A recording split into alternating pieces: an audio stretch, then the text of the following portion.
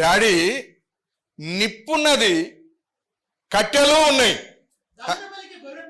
కానీ దహన బలికి గొర్రె పిల్ల ఏది అని అడగగా. హల్లెలూయా. ఒక్క మాట, అబ్రహాము గుండెలు ఎట్లుంటాయండి ఇప్పుడు? ఆ గుండె ఉన్నదా పోయిందా అన్నట్టు అనిపిస్తుంది కదా. ఎంత అవిసిపోయి ఉంటుందో లోపల గుండె. ఇట్లుండే గుండె ఇట్లా అయిపోవచ్చు.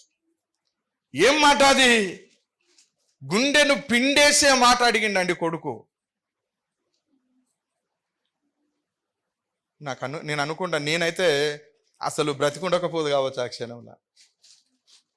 కట్టెలున్నాయి డాడీ, ఓకే, నిప్పున్నది,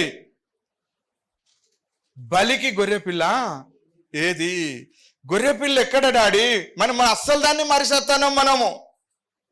మనము బలి ఇవ్వడానికి వెళ్తున్నాం. ఎవరు చెప్పారు బలి ఇవ్వడానికి వెళ్తున్నామని?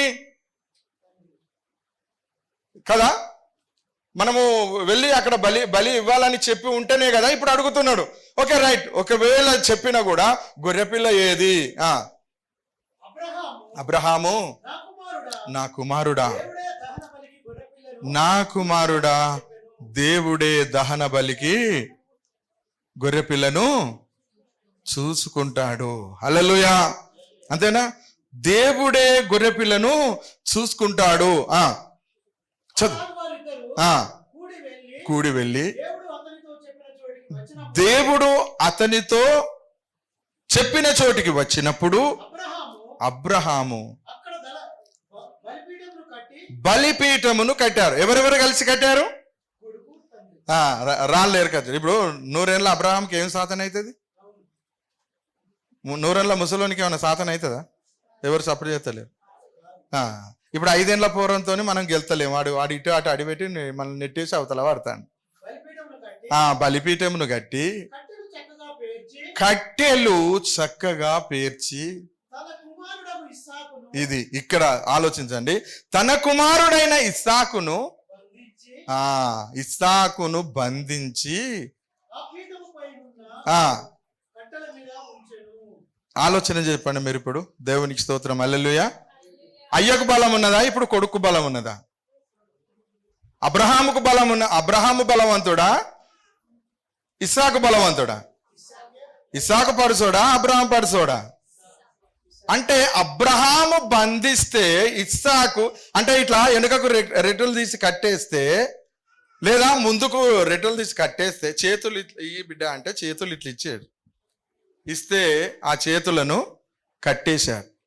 కట్టేసిన తర్వాత ఆ బలిపీఠం మీద అతన్ని పరుండబెట్టినాడు. ఇప్పటికీ ఆ ఇస్సాకు అర్థం కాలేదంటరా?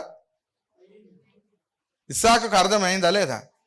ఒకవేళ మనం బయటే అనుకుంటే, ఒకవేళ మన డాడీ అనుకో, అరే నీ 2 చేతులు ఇటు ఇరండి. ఎందుకు? మొట్టమొదటి ప్రశ్న ఏంటిది? ఎందుకు? వస్తుందా లేదా? ఇన్ని కట్టేశారా, ఆ గుంజ కట్టేరా అంటే, ఏరా చూసుకుందాం, నువ్వు నన్ను కట్టేస్తావురా అంటే అయ్యలేదు. ఇక అక్కడ మర్యాద లేదు. మరి కట్టే డాడీ నన్ను, నువ్వు కట్టేస్తా అంటున్నావు కదా అని వెళ్తాడా? వెళ్ళడు. అంటే ఎందుకు అక్కడ మరి ఇస్సాకు అంతగా విధేయత చూపుతున్నాడు? చెప్పండి. హల్లెలూయా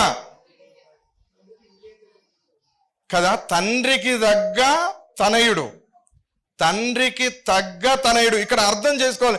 ఎందుకంటే నా మనస్సును బాగా బాధపడి, ఇంత విధేయత, 2 చేతులు కట్టి ఎప్పుడైతే బలిపీఠం మీద పడుకోబెట్టి ఆ కండ్లకు మీద చేతులు పెట్టి చూడకుండా కత్తి ఎప్పుడైతే పైకి లేపి ఇస్సాకు మీద గుచ్చబోతున్నాడో, లేకపోతే తెగ నరకబోతున్నాడో, అప్పుడే అబ్రహాంతో దేవుడు మాట్లాడుతున్నాడు.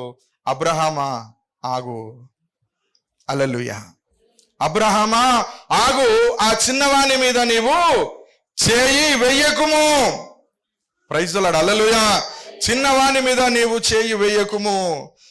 ఇక్కడ అబ్రహాం యొక్క హృదయాన్ని చూసి దేవుడే తన్మయం చెందాడండి లోపల. ఇంతగా విధేయత చూపుతాడు అబ్రహాము. ఇంతగా తనకు తోడుగా ఉండాల్సినటువంటి తన కుమారుణ్ణి, తన చేతికి అందించినటువంటి తన కుమారుణ్ణి ఇప్పుడు బలివ్వడానికి కూడా వెనకాడతలేడు. ఏమి ఈయన భక్తి, ఏంటిది ఈయనది, ఎందుకు ఇంతగా నన్ను ప్రేమిస్తున్నాడు అని అనుకోవచ్చు మనసులో. దేవుడు భక్తి అంటే ఇంత ఉంటుందా? ఇంతగానం దేవునికి లోబడతారా?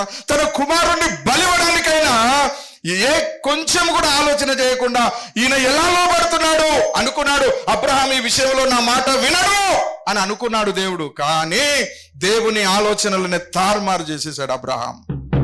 హల్లెలూయా. చూద్దాం మరి ఇస్తాడా ఇవ్వడా అంటే ఎందుకు తారుమారని అన్నా అంటే ఆ కింది వచనములో ఉంటది. అప్పుడు అబ్రహాము యెహోవా దూత పరలోకము నుండి అబ్రహామా అబ్రహామా అన్ని పిలిచినందుకతడు చిత్తము ప్రభువా అనెను. ఆ చిన్నవాని మీద చేయి వేయకుము, అతనిని ఏమి చేయకుము, నీకు ఒక్కడై ఉన్నా నీ కుమారుణ్ణి నాకు ఇయ్యడానికి వెనుదీయలేదు గనుక ఇది హల్లెలూయా నీవు దేవునికి భయపడు వాడవని హల్లెలూయా. దేవునికి స్తోత్రం కలుగును గాక. హల్లెలూయా. నీకు ఒక్కడై ఉన్నటువంటి నీ కుమారుణ్ణి నాకు ఇయ్యడానికి నువ్వు వెను తీయలేదు గనక ఇందువలన నీవు నాకు భయపడుచున్నావని కనబడుచున్నది. నువ్వు దేవునికి భయపడుచున్నావని ఇందువలన నాకు కనబడుచున్నది. ఏమండి దేవునికి స్తోత్రం. హల్లెలూయా. విధేయత అంటే ఏంటిదో అర్థమైందా మీకు? ఇద్దరు